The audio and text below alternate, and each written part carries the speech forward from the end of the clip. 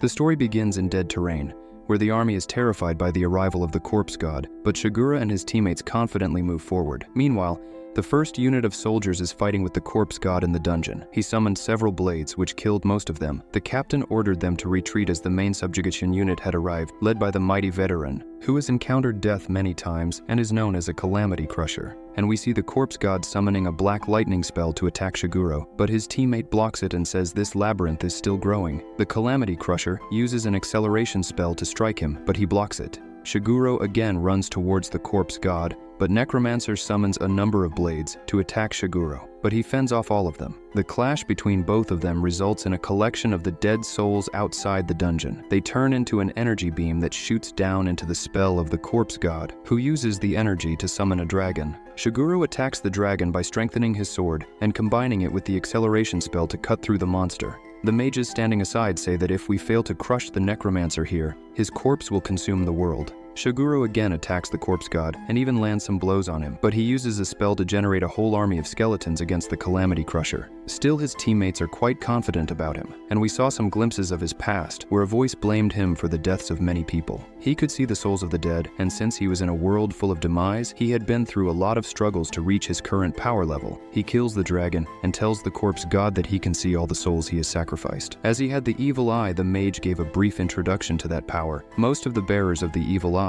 flee to church for their lives, and some take joy in toying with those ghosts and become necromancers like the corpse god. As the skeleton army moves forward, Shiguro uses a fire spell that wipes out a decent number of army, but the rest are still approaching him. He tackles some of them with his sword, and then jumps towards the cave roof to cast a spell, causing the heavy rocks to fall, and then lands a massive fireball attack on the corpse god, revealing his true form, which happens to be the brain in the jar. Then he mocks him by saying that their lives are just playthings for me, to which Shiguro replies by saying, "Do you think you're some godlike Grim Reaper?" He said that God doesn't play games, not like you and I do, with our evil eyes. Just then, the Necromancer prepares for the final crash, but the Calamity Crusher doesn't hesitate and jumps into the attack. Shiguro breaks through the corpse god's barrier, which results in a giant magic explosion, and suddenly we see a boy opening up his eyes in an unknown street, having frail hands because of the cut on his neck. He gets up and realizes that he has reincarnated into a new world in someone else's body. He gets shocked by seeing his surroundings. Meanwhile, a guy watching him over gets shocked that he's still alive and calls his partner to kill him quickly. Otherwise, they won't get paid. He was walking around the road, looking at the infrastructure that he had never seen before, and wondering what kind of place this was, where he could not even sense an ounce of magic. He meets two police officers but can't understand their language. After some time, he could understand parts of it, and he figured out that he was pulling linguistic information out of his current body. The police officer asked him how you were freely roaming around with a slotted throat. Though the bleeding has stopped, you still need to visit the hospital for a checkup. Suddenly, they were interrupted by a girl who knew that boy. The girl grabbed his hand and pulled him out of that area.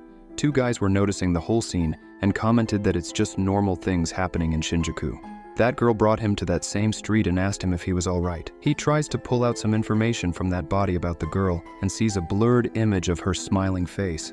Just when she holds him upside down, gives him a physical check, and confirms that his body is warm too. She is certain that he's not a ghost and even seems happy that he's alive. He thanks her for the concern, but she says there's no need for that as she's here to kill him again. He then regains the past memories of that body and sees that she was the one to kill the boy.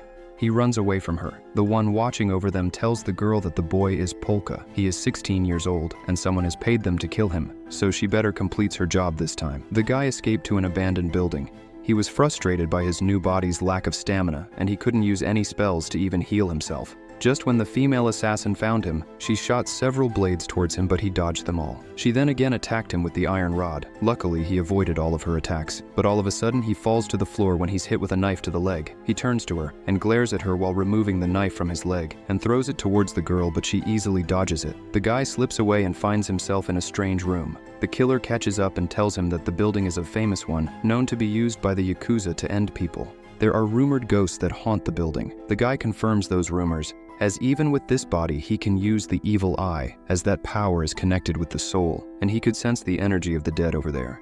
She had no idea what he was blabbering about, and rushed towards him to kill him, but he warned her not to treat lives so lightly, as all lives are his playthings. He activates his spell and uses his skeleton hand, which jets out and kills her in an instant. We then see another world where Shiguro isn't sure that he has killed the corpse god, but his teammate assures him that you have killed Necromancer. Calamity Crusher reveals that in the last moment when his sword struck him, his spell took effect, and he couldn't see his soul with his evil eye as it vanished all too quickly. His teammate tells her that the church observation unit sent a report that all traces of the corpse god had vanished from this world. The guy, who was certainly the corpse god, gets his powers back. He says that the time for playing tags is over, and from now on he'll play the game of killing.